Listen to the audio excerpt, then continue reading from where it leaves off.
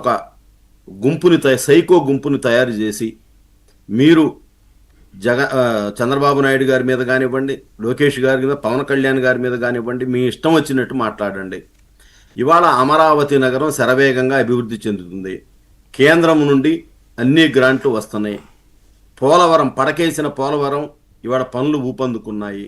అలానే మన విశాఖపట్నంలో ఉన్నటువంటి స్టీల్ ఫ్యాక్టరీ వైజాగ్, అది కూడా ఎక్కడికి వెళ్లకుండా ఇక్కడే ఉండి దానికి గనులు కేటాయించటము, డబ్బు కేటాయించటము, నిధులు అన్నీ జరుగుతూ ఉన్నాయి. రైల్వే జోన్ వచ్చింది. అలానే మేము సూపర్ 6లో ఏవైతే ఇచ్చామో ఈ నెలతో 85% పూర్తి అయిపోతూ ఉన్నాయి. మేము ఏవైతే చెప్పామో తల్లికి వందనం కానివ్వండి, రైతు సుఖీభావా కానివ్వండి, ఇవన్నీ కూడా ఈ నెలతో. ఇక కడుపు మంట ఏం చేయాలి?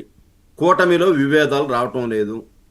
అదేమంటే పదే పదే చంద్రబాబు నాయుడు గారు, పవన్ కళ్యాణ్ గారు ఇంకా ఈ పొత్తు 20 సంవత్సరాలు ఇలానే ఉంటుంది.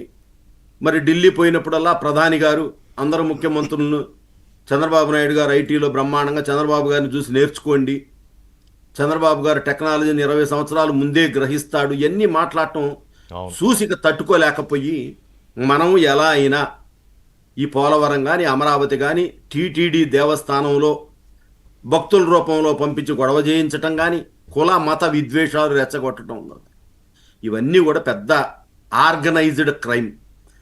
ఆర్గనైజ్డ్ క్రైమ్ చేయటంలో వైఎస్ కుటుంబం వెన్నతో పెట్టిన విద్య వాళ్ళకి. ఆ రోజు వాళ్ళ నాన్న కూడా చెన్నారెడ్డిని దించడానికి మత కలహాలు సృష్టించి 100 మందిని పొట్టబెట్టుకున్నాడు. అది జగమెరిగిన సత్యం అందరికీ. మరి ఇవాళ కూడా ఇతను జగన్మోహన్ రెడ్డి ఒక సైకో, నిజంగా మానసిక రోగి. అతను ఆ మానసిక రోగి దెబ్బకి ఆ పార్టీ వాళ్ళు కూడా బలైపోతా ఉన్నారు. భయపడతా మాట్లాడుతూ ఉన్నారు. అది మనం చెప్పటం కాదు. కనుమూరి రవిచంద్రారెడ్డి హార్డ్ కోర్ జగన్మోహన్ రెడ్డి భక్తుడు, మరి బీజేపీలో చేరాడు. ఈ మధ్య అతను మాట్లాడుతూ ఉన్నాడు. అన్ని పార్టీలు సబ్జెక్టు గురించి చెప్పమంటారు. తెలుగుదేశం పార్టీ కానీ, బీజేపీ కానీ సబ్జెక్ట్ అవుట్లైన్ చెప్తారు, ఇట్లా మాట్లాడండి, ఇవి మన అభివృద్ధి కార్యక్రమాలు, ఇక్కడ ఇది మాట్లాడమంటారు. కానీ వైసీపీలో ఆ పరిస్థితి ఉండదు. ఎలా తిట్టాలి, ఏ బూతులు కూడా మాకు రాసిస్తారు. నేను చాలాసార్లు రిజెక్ట్ చేశాను. సజ్జలకి నాకు అక్కడే డిఫర్ అయ్యా నేను అని చెప్పి చాలా ఓపెన్ గా మాట్లాడాడు. చెప్పాడు వాసిరెడ్డి పద్మ, ఆవిడ కూడా చెప్పారు సాక్షాత్తు స్టేజ్ మీద రోజా కూడా చంద్రబాబుని తిట్టాలని చెప్పించాడు. ఉమారెడ్డి వెంకటేశ్వర చెవులో చెబుతున్నాడు కదా. ఇప్పుడు వాళ్ళకు ఒక హిడెన్ ఎజెండా ఉంది. ఈ రాష్ట్రం బాగుపడకూడదు, ఈ రాష్ట్రం సర్వనాశనం అవ్వాలి.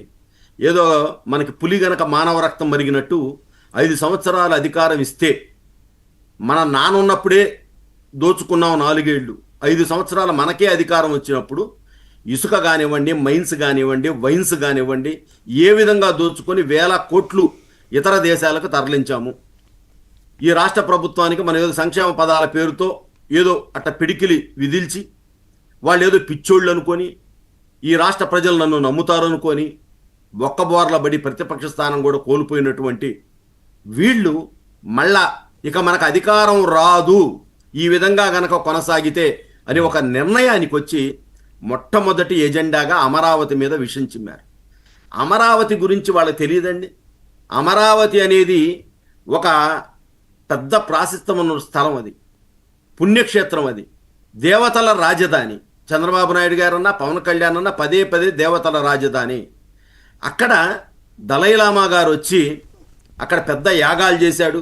శాతవాహనుల రాజధాని అది. కాలచక్ర మహాసభలు జరిగినాయి అక్కడ. అమరావతిలో కాలచక్ర మహాసభలు దలైలామా ఉరకబెట్టారండి. హిందూ బౌద్ధ మతం ఎందుకు పెట్టారు అక్కడ? అంత నడయాడిన దలైలామా గారు నడయాడిన స్థలము, శాతవాహనుల రాజధాని. ఇవాళ చంద్రబాబు నాయుడు గారు అమరావతి రాజధాని పెట్టకముందే శాతవాహనుల రాజధాని అది. అలాంటి రాజధానిని పట్టుకొని అక్కడ మహిళలు ఉద్యమిస్తే మీరన్న మాటలేంటి? అది నేనైతే మళ్ళీ రిపీట్ చేయను, అనొచ్చా ఆ మాట? మీరు ఎక్కడ ఉంటున్నారు? ముఖ్యమంత్రి ఎక్కడ ఉంటున్నాడు? ముఖ్యమంత్రి సతీమణి ఎక్కడ ఉంటుంది? వైకాపా నేతలు ఎక్కడ ఉంటా ఉన్నారు? ఆ మాటలు అసలు అనొచ్చా? అక్కడ నీకు అన్నిట్లో నీ ఛానల్ ఏంటి? నీలి ఛానల్, నీ సొంత ఛానల్. పేమెంట్ జర్నలిస్టు అతను, సీనియర్ జర్నలిస్ట్ అంటే నేను ఒప్పుకోను. అతను సాక్షి పేమెంట్ జర్నలిస్టు. ఒక బిస్కెట్లు, కుక్క బిస్కెట్లు వేస్తే కొడాలి నాని వంశీ ఏ విధంగా మురిగారో, ఇవాళ సీనియర్ జర్నలిస్ట్ అనే పేరుతో నువ్వు పేమెంట్ తీసుకొని ఆ విధంగా మాట్లాడతావా?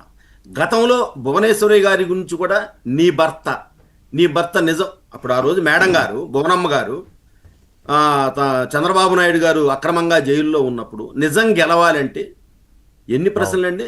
నీ భర్త నిజంగా నీ భర్త ఏంటి? ఒళ్ళు బలిసి మాట్లాడావా?